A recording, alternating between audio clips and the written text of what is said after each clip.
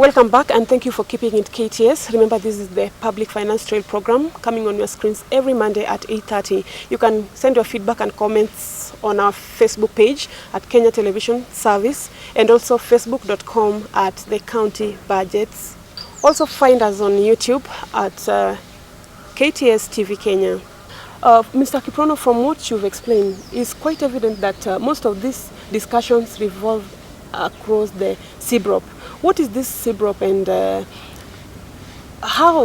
and how important are the public contributions to it? Thank you very much. I guess the CBROP is a very important document as it gives us, looks back, how are we performing previously and where are we going. So it gives us a picture of thinking where we've come from and where we are going. Sorry. And this is a document that is released in November by County Treasury. So the most important thing that in this discussion is sets the provisional ceilings, like I said. So let's use, for example, for an example we used previously on public health care. So they have a public concern on health care. So they have a concern like, we are not getting the health care that we deserve, or we are not getting medical supplies in facilities. And so Ministry of Health was allocated a certain amount last year, or they had the budget. But the public still have a concern about the healthcare. So it means it is either the department is not having enough resources to address that problem, or maybe they require some resources next year. So what will happen in these sector hearings is now the department will look at the ceiling for next year, because it is now set in the CBROP, and subject it to public and say, okay, this is what we have and this is how we want to spend the ceiling. So public would come in with the public concern on healthcare and say, look, well, you have your budget for this year, but you are still facing this challenge of healthcare. And I think we need you to increase money for program X, which is supposed to address, which is actually provides the services that we are facing a challenge. Sure. So the budget for Ministry of Health at the national level was 48.4 billion for this year. That is the ceiling set in the CBROP. Remember, that's a provisional ceiling. So what happened is they went to public during the sector hearings, discussed, and they actually required 88 billion, which is double the ceiling. So what is supposed to happen is when they come from the sector hearings, they do a report and submit it to the National Treasury. Now saying two things. One is how they want to spend, or how they plan to spend the ceiling. And the other thing is how much resources they needed to implement their programs, assuming there was no ceiling. Okay? So so the report they're giving to Treasury will give justifications why they needed more money. They explained each program that require extra money than what was given in the ceiling. So for example, if you look at the report at the national level, so we have several programs, but let's pick maternal health. So maternal health was allocated 4 billion in the ceiling, in the CBROP provisional ceiling. But when they went out to consult public, they wanted the extra 1 point something, around 2 billion. To be increased for that program. And they gave explanation why they wanted the extra 2 billion or something like that. So that's how the discussion should happen. Yeah. So you can see they're discussing resources, they're discussing programs, they're discussing which program requires more money above what the ceiling set, and what they needed for that program to achieve what they wanted the program to achieve. So it's quite a discussion that should happen comprehensively. Should have justifications why you need more money, why the current allocation is not enough, and the like. Okay. Mr. Kongin, he has used an example of the public concern on health, and he has also said that in most cases there is usually the allocated budget and against what the sector wanted initially, should the ceilings had not existed. He also mentioned something on resources. Is it the insufficient resources alone that normally bring these differences, or could there be any other factors? The factor is not absolute on resources. It's actually, there are some other factors which can result in that need to be considered when they are setting these ceilings or when they are giving these more resources to departments. The first factor is the public should be sure that these resources have been spent prudently within the objectives that they were set, and also for them to be given more resources.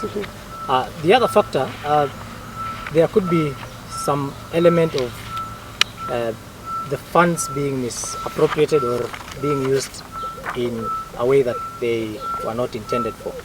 For example, if you look at the medical supplies, you could find that actually the medical supplies or the drugs were bought, but then they did not reach the intended target or the intended population.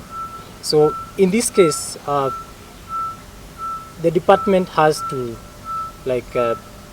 go back to what they are using the resources for and make sure that they are not misappropriating the funds. So in such a case, it wouldn't be about them getting more funding, but about them using the resources that they have in the right way. And from what you're saying, does it mean that public views, comments and opinions strengthen the bids of the sectors? Absolutely. When these resources are being allocated, the primary role of the public is to align the needs with the priorities that are being set by the county, by the government. If they feel that the resources are not enough, and they are spent correctly but they are not enough, then they would say that department, such and such a department, will need their ceilings to be improved, or more resources should be allocated for these departments. And for those departments that they feel that the resources are not being spent prudently, it is for them to now tell the treasury that this department doesn't need more resources, but the resources should be spent correctly. Great. Mr. Kiprono, from all that we've discussed in the topic of sector hearings, what's the role of the National Treasury in this in this sector hearings, and what do you expect from Uasin Gishu now that you are based there in terms of the CFSP? The role of the treasuries, both national and county, is quite comprehensive, and it's very clear. So we started from the criteria of departments or ministries setting or prioritizing their programs or planning how to spend the ceilings. So once they've set the criteria, so they then wait for each ministry or department in the county level to submit their reports to the county treasury, and then they'll use that criteria to assess each program, a plan for each ministry at the national level or department at the county level, to see whether it meets that criteria, right? So, and then the other thing is what is this that we expect from Uasin Gishu CFSP. Yeah. So the Uasin Gishu County's fiscal strategy paper will come out soon. Of course, right now the Treasury is working on reviewing those sector reports. Like Gongin mentioned, they just finished the sector hearings. So the reports are within the Treasury right now, and they're reviewing that. So they're reviewing that to set the final ceilings in the CFSP. So the CFSP will come out with the final ceilings for each department. So how much for health, how much for agriculture, and the rest. So we will be able to see what is increasing, what is reducing from last year or from current year in the next financial year or something like that. But one thing that we don't know is now, we can't paint a picture of what is the resource envelope for health, what is the resource envelope for agriculture. Because in the sector hearings, like we discussed, we didn't discuss resources. We just discussed a list of projects. Projects which didn't have funding. Projects which, sector which didn't have this is the total amount that this sector is going to share. So, we don't know exactly what should come out. We don't know whether the funding for agriculture will reduce from this year or will increase, or what happens. So, we just wait and see what will come out of the CFSP. And that's it. And when will the CFSP be out? Yes, the CFSP will come out actually in a month from now. Okay. A month from now. That's 28 February. That's when it will be tabled in the county assembly. But you never know, they might table prior to to the 28th February. But again, if it is good practice that this document is available also to public prior to that. And like I said, since the sector hearings did not happen like we expected, if Treasury wants to correct some of these things that happened during the sector hearings, is to subject the county fiscal strategy paper to the public discussion. Like, I mean, this is what you're setting, this is what we're giving agriculture this year, this is what we're giving the Treasury this year, this is what we're giving health this year. And public will have a chance to say, okay, I mean, so we discussed these things in sector hearings, but we didn't see the resources. Now you're giving us a chance to look at that and correct. So if it wants to correct what happened, the anomalies that happened during the sector discussions, then subjects the CFSP to the public discussion before it tables with the county assembly. Because remember, like we said last time, assembly has a very small window of actually like 14 days. So it wouldn't have a chance to consult public anyway. And so it is Treasury that has a chance to consult public and say, okay, well, we didn't give you the chance to discuss resources in the sector hearings, but now we're giving you the CFSP. So can we look at and tell us whether we've distributed resources according to the way you want it? Because of time, we've got to stop there, but keep it KTS. Remember, this is the Public Finance Trail Program, and keep the show more interactive by sending your opinions, views, and comments on the numbers on your screens and even our social sites. Thank you very much, gentlemen, for sparing your time just to shed some light on where we are as far as the budget process is concerned.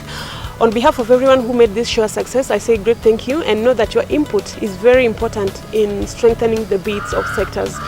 Let's meet again next Monday, same time.